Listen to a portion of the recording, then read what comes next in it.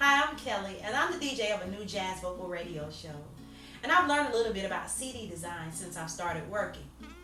Sometimes I choose music from my home library that I know, and other times I choose music from new and emerging artists who send their CDs to the radio station. If you're a new and emerging artist, your CD is the first impression that DJs get of you if they've never heard you before.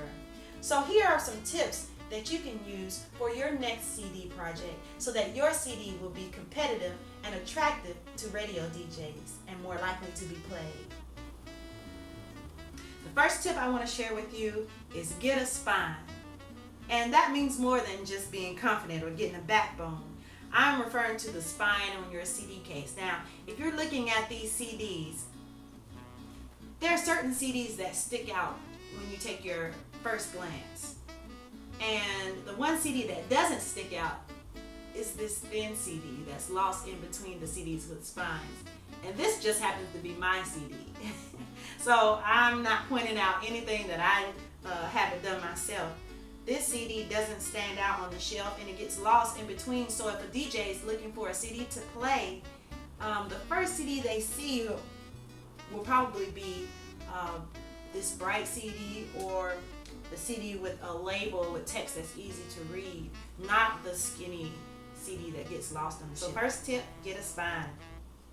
And even if you don't go with a traditional plastic case, you can get a cardboard case like this one from Jonathan Scales that creates a wide spine. Or like this Carmen Lundy album that has the plastic inside.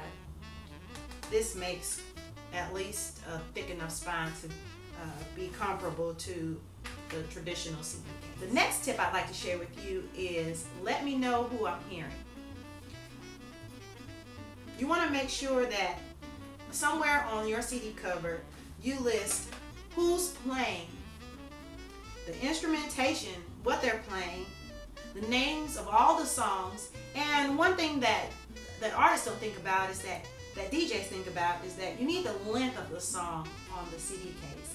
Because when you have 5 minutes left on your show and maybe you want to play one more song, you want to know quickly. You want to be able to refer to the CD quickly for the length of the song so that you know whether it fits or not. And when you have a CD that does not list the time, we have to research, and that takes time to go in and open the CD case and look for the time. So you want to have all that information there, the instrumentation, the lineup, the song names, and the song composers, because we have to input this information into programs sometimes, and you want to be able to refer to all of that information on the outside. The next tip is let your CD look how it sounds. It should look how it sounds. If I look at your CD, I should know whether I'm going to hear banjos or slide whistles or pianos. I should be able to look in somewhere and see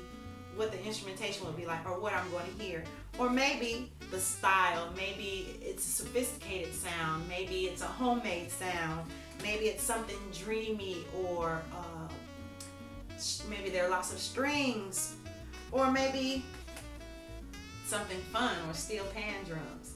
So we should be able to look at your CD cover and tell what the style is or what your music should feel like.